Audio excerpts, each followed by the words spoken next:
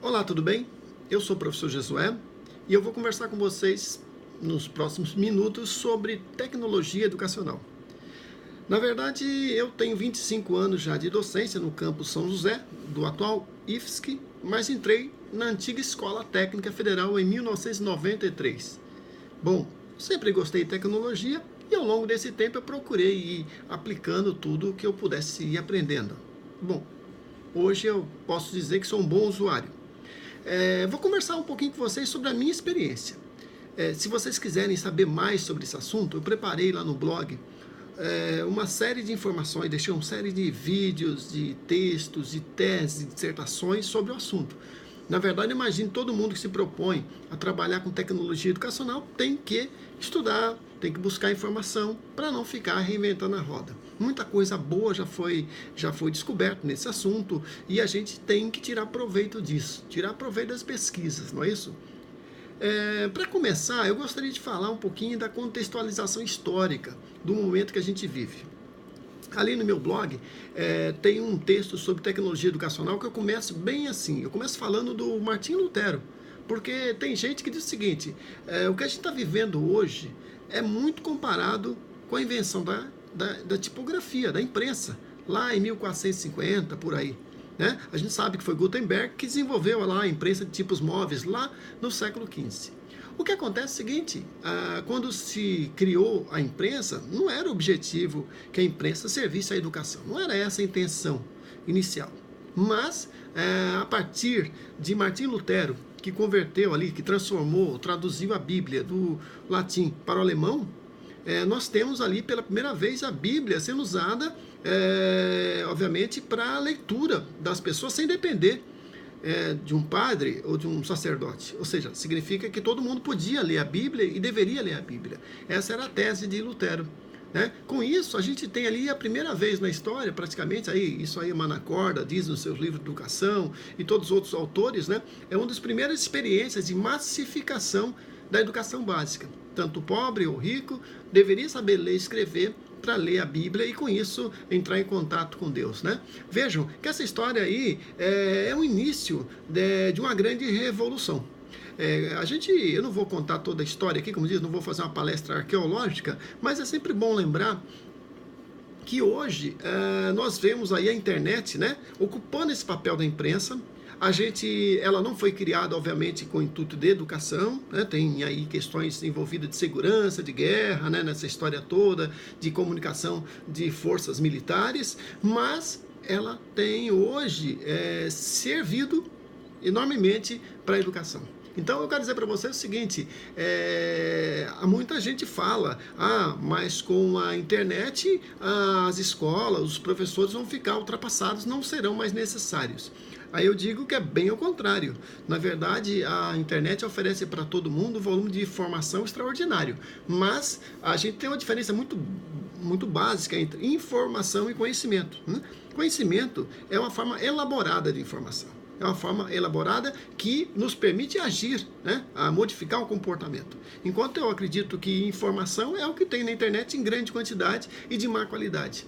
Eu imagino que vocês devem ter percebido que a maior parte do conteúdo de internet é até escrito em inglês, obviamente, quase 90%, né, da língua inglesa, e mais ainda, né, isso exige, obviamente, que a gente tenha a capacidade de ler inglês e temos que saber separar o joio do trigo. Então, o professor, ele passa a ter um papel preponderante de mediador desse processo. Não é possível deixar as pessoas que não têm experiência navegarem na internet livremente. A gente precisa orientar, né? Isso em todas as disciplinas. Bom, disseram também que as universidades, uma vez que os cursos estão todos online, elas seriam também obsoletas. Não é bem assim que todos os cursos estão online. Mas, em universidades importantes, né? Tradicionais, criadas lá no século XIII, elas hoje estão se adaptando. Hoje tem dezenas de cursos gratuitos, aqueles famosos MOOCs, né, que são os cursos massivos, né, que tem na internet. Então, assim, vejam que essa é uma revolução que vem acontecendo e nós podemos falar aí do exemplo aí do curso criado lá em Stanford, dois cientistas, né? Eles criaram, foi Sebastian Trum e Peter Nowicki. Eles criaram uma disciplina de introdução à inteligência artificial lá em 2011 e eles tiveram 160 mil inscritos de 190 países. Essa iniciativa, né? Ela deu origem ao quê? Aos Coursera, ao Udacity, ao Veduca, EDX, entre outros cursos, né? Do MOOCs, né? Que a gente está falando. Bom, obviamente, para a educação à distância, a internet ela tem um papel hoje decisivo, né? E esses cursos online, ou cursos síncronos ou assíncronos, realmente eles permitem que a gente tenha hoje cursos online, cursos de educação à distância de alta qualidade. Bom, no entanto, né, quando a gente hoje fala muito de EAD, né? A EAD tirou proveito, mas eu pergunto, e no presencial?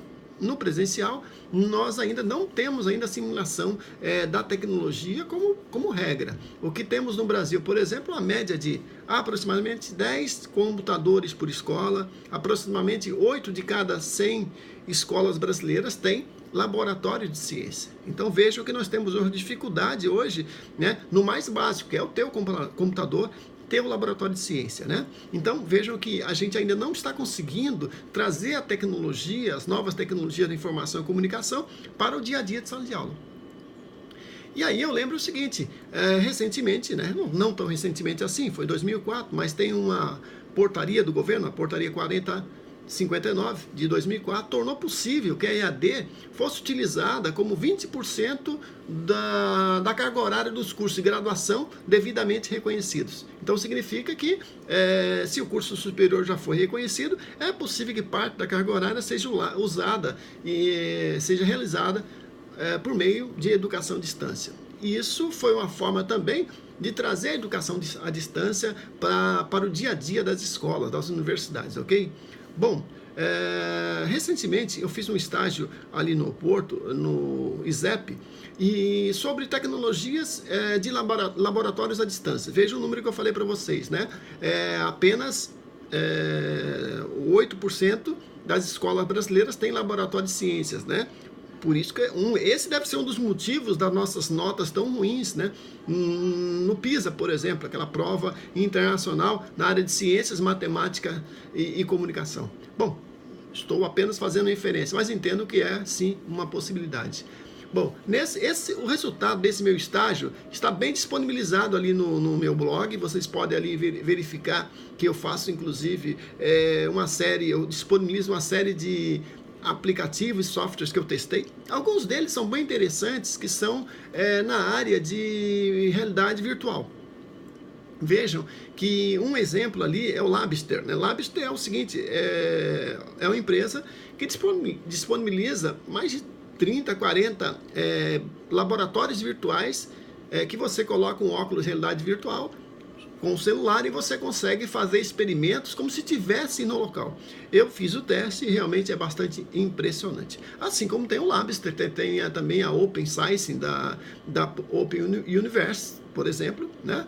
Do Reino Unido. Você tem também ali uma série de programas e aplicativos sendo desenvolvidos pela Microsoft, por exemplo, o projeto HoloLens da Microsoft, você tem ali a conjugação do óculos de realidade virtual com realidade aumentada. Então, é algo que daqui a algum tempo vai ter algum impacto na educação. Vejam bem, gente, apesar das escolas brasileiras não terem computadores, né, na sua maioria, eu vejo que temos aí uma oportunidade muito grande pelo fato de que o Brasil tem mais de 200 milhões de celulares habilitados. Para alguns, o celular é um vilão, mas a gente pode tornar o celular um aliado da educação. Por que eu digo isso? Vejam que recentemente eu soube que a França aprovou uma lei, né? E essa era uma promessa do governo Macron quando assumisse a presidência, de que o celular seria proibido nas universidades e escolas da educação básica. Bom, isso foi efetivado a partir do início de setembro de 2018. As crianças e jovens franceses não podem nem levar o celular para a escola. Então é diferente daquela linha de levar o celular e colocar na caixinha das escolas, né? Isso não podem levar. A justificativa do projeto de lei é que estaria prejudicando, inclusive, a convivência dos estudantes, né? Nos horários de intervalo e prejudicando o aprendizado. Bom, existe então esse assunto, então, traz uma série de controvérsias. Você vai ter pessoas que são muito críticos do uso do celular e vai ter pessoas que acreditam muito que o celular pode contribuir para o ensino-aprendizagem. O fato é que eu coloco coloco para vocês um número real. Temos 200 milhões, mais de 200 milhões de celulares no Brasil e entendo que eles podem ser, sim, aliados dos professores desde que a gente saiba utilizar. E é nesse sentido que eu tenho feito algumas experiências em minha sala de aula, nas minhas disciplinas aqui no Instituto Federal, que eu acho que vale a pena a gente compartilhar com vocês, né? Vejam, que um celular, se você integra ele com o óculos de realidade virtual, você tem um potencial muito grande de uso, muito mais do que só usar o celular. Então, fico imaginando que as escolas brasileiras, há 20 anos praticamente, 15 anos, o objetivo do governo federal era ter o quê? Era ter uma televisão com videocassete em cada escola. Esse é o fato, né? Recentemente tinha meta de que um computador por aluno. Não aconteceu. Distribuiu-se 600 mil tablets aqueles amarelinhos do MEC, lá do FNDE, para os professores. Tablets de má qualidade, sem capacitação. Então, gente, às vezes as iniciativas que tem, elas não dão conta. O fato é que talvez daqui a algum tempo, né, a gente vai ter que pensar em um óculos de realidade virtual por aluno, para que eles possam experimentar experiência, né, vamos fazer assim, conhecer, né, sem sair da sala de aula. Um exemplo que eu trago é o Google Expeditions, né, que tem ali, o que eles criaram? Eles criaram uma biblioteca de mais de 100 lugares no mundo, onde as crianças podem visitar com óculos de realidade virtual. Bom, aí o óculos de realidade virtual é muito caro, concordo, não é tão barato assim para as escolas, custa da faixa de R$70 num óculos desse. Mas a Google também disponibiliza o download, eu tenho no meu blog ali também, você pode baixar o PDF como diria assim, molde para produzir esse óculos 3D em papelão. Então eu já fiz esse teste, peguei meu celular e dá sim para usar. Então vejam que aí nós temos uma série de possibilidades, né, que a gente pode tirar proveito. Já tem inclusive algumas instituições que estão usando da gamificação.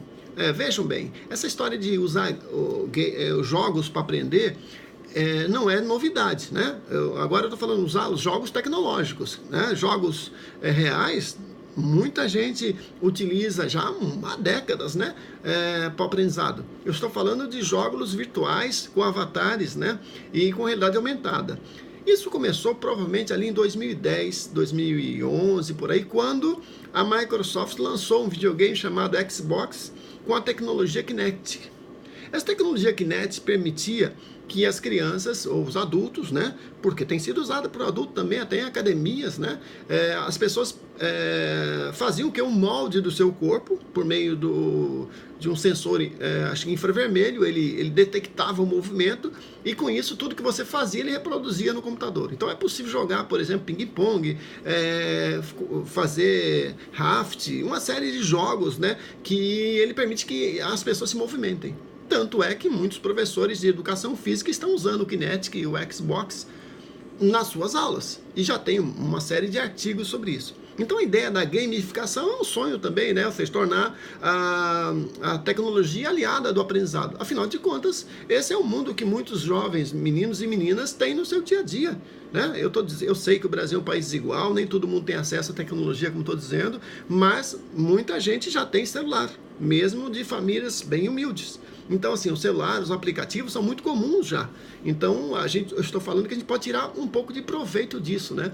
E eu fico imaginando que eu até baixei um jogo, é um jogo que se chama Circuit Wars, né? Ele foi desenvolvido ali pela Universidade de Ulster, na Irlanda, e os estudantes, eles estão numa nave, a nave pousa num planeta desconhecido, e eles, para sair dali, eles têm que resolver uma série de circuitos eletrônicos, porque o painel da nave emperra, tem que trocar os resistores, mexer nos circuitos. Então, assim, um curso inteiro de eletrônica que ele pratica e vai avançando de fase até o ponto que ele consegue sair do planeta. Esse é um tipo de jogo, né, que facilita muito o estudante aprender eletrônica, né?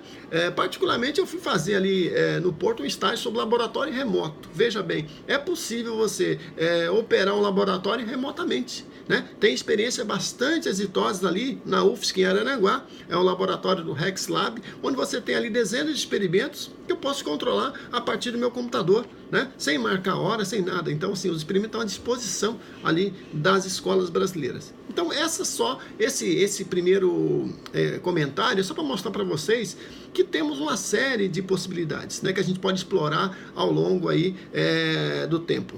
Bom, lá no Campo São José eu tenho feito a experiência usando o celular e um tal de QR Code, né? O QR Code vocês devem conhecer, é como se fosse um código de barras, né? Mas é um código de barras para a internet. Com o QR Code, que você pode baixar o aplicativo de leitor de QR Code no seu celular, eu tenho feito o seguinte, eu tenho um blog, no blog eu disponibilizo todas as minhas aulas na sequência, disponibilizo a apostila da disciplina em PDF. Na apostila, ela tem o QR Code já na sua entrada, o aluno então pega a apostila física que eu entrego para ele, impressa, ele coloca o celular na frente da sua apostila, então coloca o celular ali, ele faz a leitura do QR Code, já vai direto para o blog. No blog é o seguinte, ele tem acesso a conteúdo complementar, como videoaula, áudio-aula, né, e uma série de outros exercícios. Bom, o que eu faço na apostila? Estou explicando o conteúdo, chegou ao ponto, terminou aquela explicação, eu coloco o seguinte, para você saber mais sobre esse conteúdo, aponte o seu celular para o QR Code que você vai ter uma aula explicativa. Daí eu tenho lá um vídeo que eu produzi explicando aquele conteúdo. Então o aluno, ele assistiu, ele volta para a apostila, ele vai fazer os exercícios, né? Eu tenho lá espaço para ele fazer o exercício. Já preparei a apostila já de um jeito que tem espaço para ele resolver as equações. Bom, ele tem o resultado ali, mas se ele quiser ver um método de solução detalhado, passo a passo, ele vai clicar no QR Code, está do lado do exercício também, e vai poder assistir, então, um vídeo explicativo. E, na sequência, ele pode fazer também, tem lá um QR Code, para ele apontar e fazer uma autoavaliação. Então, essa é uma possibilidade que eu tenho visto que tem sido muito útil para os estudantes. Então, o que eu faço?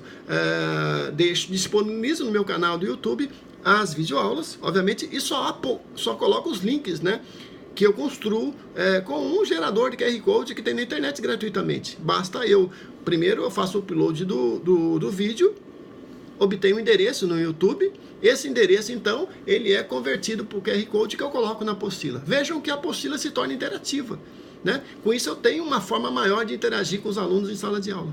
Então, na sala de aula, por exemplo, o que eu tenho feito? Eu preparo alguns testes, esses testes eu uso do Google Formulários, ali Google, que tem lá no Google Formulários para você fazer questões, né? Eu preparo algumas questões, estou dando aula, de repente expliquei um conteúdo, resolvi exercício, no final da aula ali, pessoal, pega o celular, aponte para o QR Code, que símbolo que eu deixei na apostila, ou que eu trago para eles no dia mesmo, eles apontam e tem ali um teste com 3 questões para eles resolverem.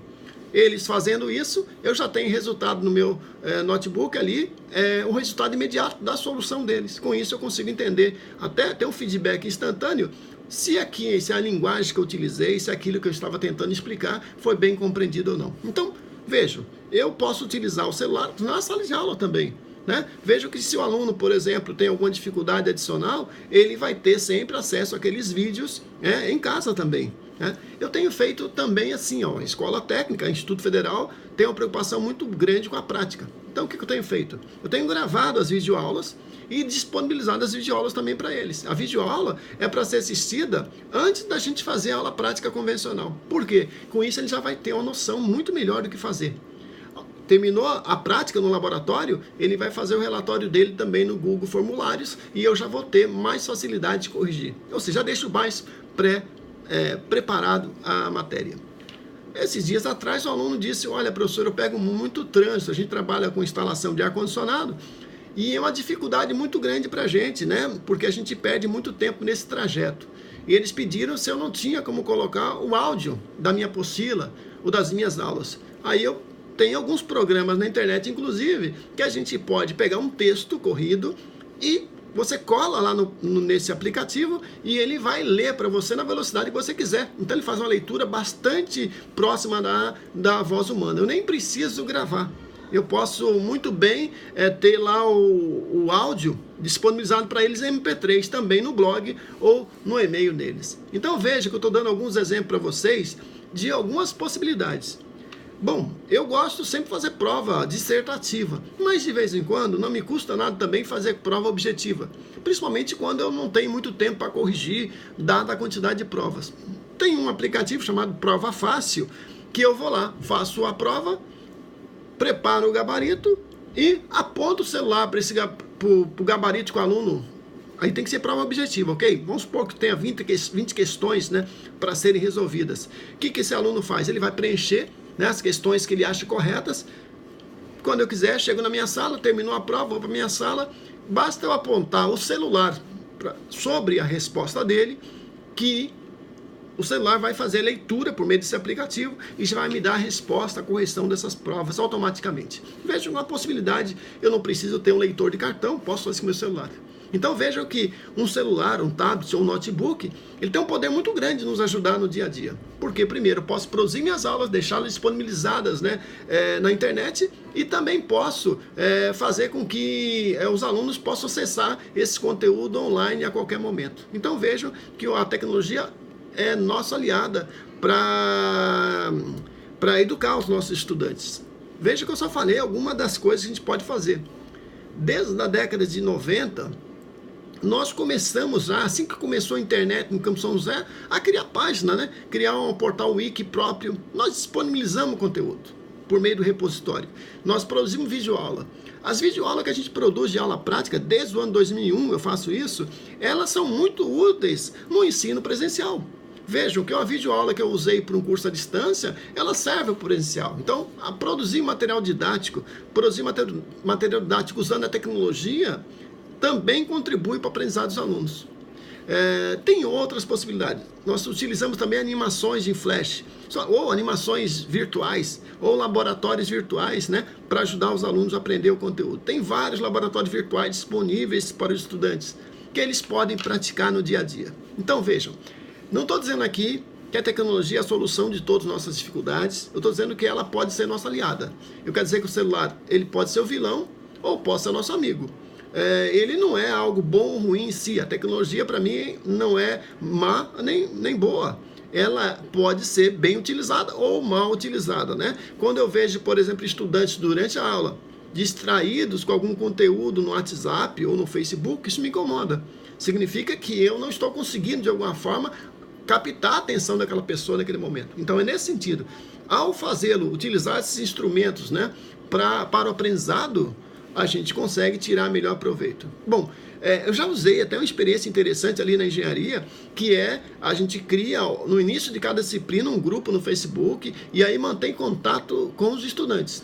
O problema é você saber fazer isso direito. Por exemplo, no meu caso, eu misturei a amizade dos estudantes com as minhas amizades, que não tem nada a ver com a instituição. No final das contas, domingo estou em casa, o aluno tem prova na segunda-feira, está lá me perguntando questões 8, 10 da noite. Já aconteceu isso, meia-noite eu vou dormir, tem aluno mandando questões. Se eu posso, eu respondo. Então, assim, a gente escrava um pouco da tecnologia. Esse é um problema. Hoje eu já não faço isso, já não crio mais turma no Facebook, que eu acho que isso não é conveniente. Eu estou à disposição dele sempre que possível, e gravo minhas videoaulas, né, por meio de um aplicativo. No início, eu usava o aplicativo Educreations, né, que tem uma série, milhares de aulas gravadas na internet, e disponibilizava. Hoje eu uso um software chamado Explain Everything. É um software, um aplicativo que eu uso no tablet, e com a caneta, né, eu desenho com a caneta, uma caneta comum como essa, caneta de tablet, eu faço a aula aqui, e ele vai gravando tudo que eu vou falando e fazendo. E eu disponibilizo isso também no YouTube. Então essas aulas feitas aqui por meio do tablet são muito úteis hoje para mim, praticamente todas as minhas matérias estão já disponibilizadas em vídeo. Ou seja, o aluno tem alguma dúvida, ele vai lá e pode assistir a qualquer hora, né, no seu melhor horário, para ver se essa dúvida pode ser sanada. Claro que a gente pode ter também outras formas de interagir com o estudante, mas vejo que essa é uma forma interessante que eu estou usando com bastante sucesso ali no Campus São José. Então a gente hoje, mesmo sendo um professor, não sou professor de informática, não tenho conhecimento especial. Eu sempre digo, eu sou um bom usuário, eu procuro aprender as ferramentas disponíveis que tem. Então, quando tem um software, eu vou lá e tento aprender. Então, é interessante a gente ter paciência para explorar, né, as oportunidades de aprendizado que a gente tem na internet. Porque, a partir delas, nós podemos também contribuir. É mais uma forma de ajudar o nosso aluno a superar as suas dificuldades, principalmente naquelas matérias onde tem maior grau de desistência ou de reprovação. Não é o caso das minhas disciplinas, felizmente eu dou aula de engenharia de estatística, mecânica dos sólidos, eu tenho a satisfação de dizer que a taxa de reprovação tende a zero, né? Mas é porque nós fazemos também, além dos vídeos, a gente faz muito pré-avaliação. Corrige a pré-avaliação, deixa gabarito de prova disponível no blog. Então, assim, eles têm muito material para estudar e tem também, obviamente, o bom senso de quando eles não conseguem, eu faço uma outra recuperação adicional até o prazo que eu posso fazer no final ali do semestre, né? Então, assim, se o aluno ele demonstra interesse em aprender e estudar, não vai ser possível ele reprovar, porque só se acontecer um desastre, ele não comparecer para fazer nenhuma das provas e não conseguir ir nas aulas, tá? Então vejam, a tecnologia ela pode ser usada, há muitas formas de fazê-lo, tá?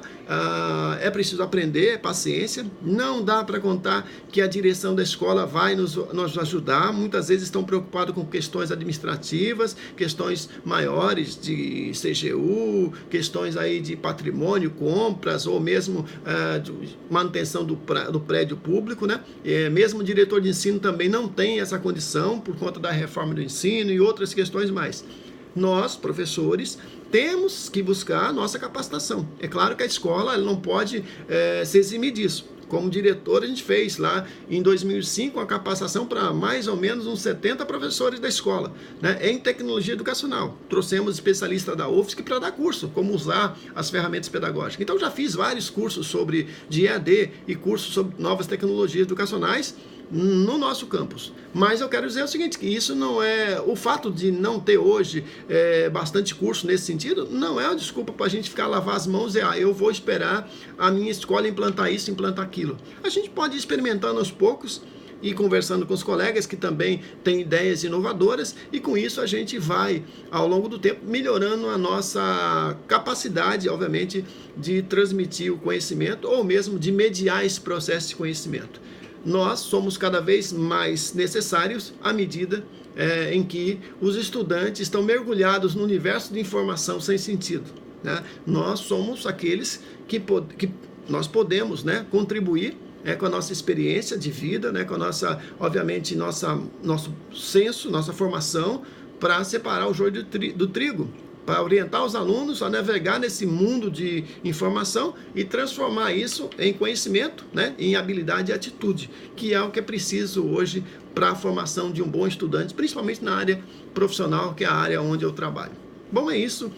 A gente se vê aí, obviamente, na internet. Vocês vão ter acesso aí no meu endereço eletrônico, é jesuegraciliano.wordpress.com. Ali você tem detalhes sobre tecnologias educacionais. Eu preparei ali no link ali, você vai achar ali no blog, ali na aba menu superior, em tecnologia educacional, uma série de vídeos, né, que eu também assisto bastante. A gente vê uma série de vídeos extremamente motivadores na internet do ponto de vista de tecnologia e também vê alguns trabalhos, né, onde a tecnologia ela é criticada provavelmente pelo mau uso ou porque algumas pessoas acham que a tecnologia vai resolver todas as dificuldades na escola. Não vai.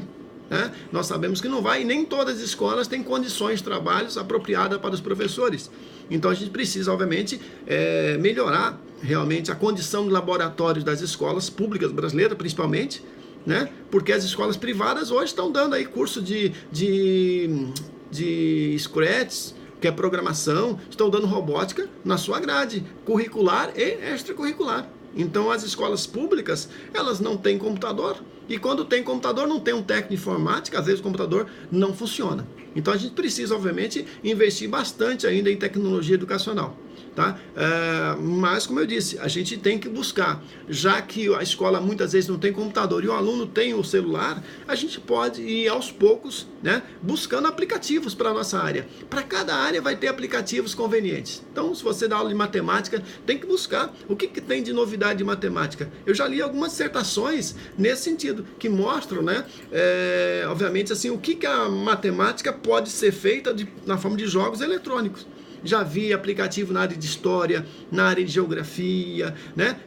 Em filosofia. Então, assim, uma série de disciplinas que a gente muitas vezes não sabe que tem, mas é preciso buscar. Né? Então, tem aplicativo tanto gratuitos quanto pagos. É preciso você ir selecionando. E muitas universidades americanas, indianas, inglesas, né? Espanholas, portuguesas, estão disponibilizando conteúdo. Bons conteúdos. Particularmente, quando eu vou dar aula de alguma disciplina, eu procuro na internet os cursos, né, que estão disponíveis sobre aquele assunto. Eu mesmo acabo assistindo, observando e aprendendo. É o caso, por exemplo, hoje tem a Unesp de São Paulo, ela tem um TV Unesp ali. Não sei agora, eu estou esquecendo o nome do programa, mas TV Unesp, eu acredito, tem cursos completos ali disponibilizados e de altíssima qualidade para as pessoas. Assim como a USP, a Unicamp também disponibilizam muito material de alta qualidade em português. Agora, se você tiver condição de ler e ouvir em inglês, será muito melhor ainda, porque há muito material de alta qualidade produzido na área de tecnologia educacional. Aliás, tem um mestrado em educação profissional, educação tecnológica, né, da Universidade de Lisboa, que eu visitei agora recentemente, que eu disponibilizo também no blog, que é bastante acessível, porque é educação à distância. É um mestrado em tecnologia educacional à distância. Né? 60% dos estudantes são brasileiros. Só para vocês verem como hoje é possível você se capacitar nesse assunto. Mesmo que você não faça um curso de mestrado ou especialização nessa área, é possível, como autodidata, né, buscar aprender esses conteúdos por meio sendo proativo, né, buscando esse conteúdo, buscando, quem sabe, fazendo cursos, né, de curta duração e superando as dificuldades que você possa encontrar no caminho. Desejo boa sorte para vocês nesse processo e nos vemos por aí no nosso blog.